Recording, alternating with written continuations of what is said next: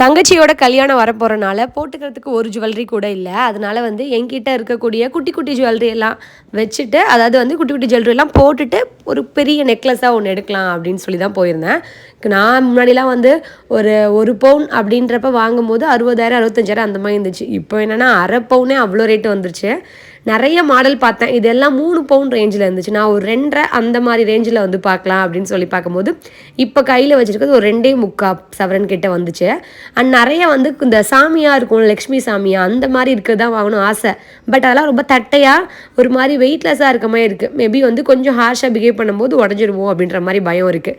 ஃபைனலாக அந்த 4 நெக்லஸ் வந்து சூஸ் பண்ணேன். இதில் எதை எடுத்தேன்னு மறக்காமல் கமெண்ட் பாக்ஸில் கமெண்ட் பண்ணுங்கள். இது கொஞ்சம் நல்லா இருந்துச்சு, பார்க்க பார்வையாகவும் இருந்துச்சு. பட் வந்து எப்படி இருந்துச்சு அப்படின்னா கொஞ்சம் தட்டையாக இருந்த மாதிரி இருந்துச்சு.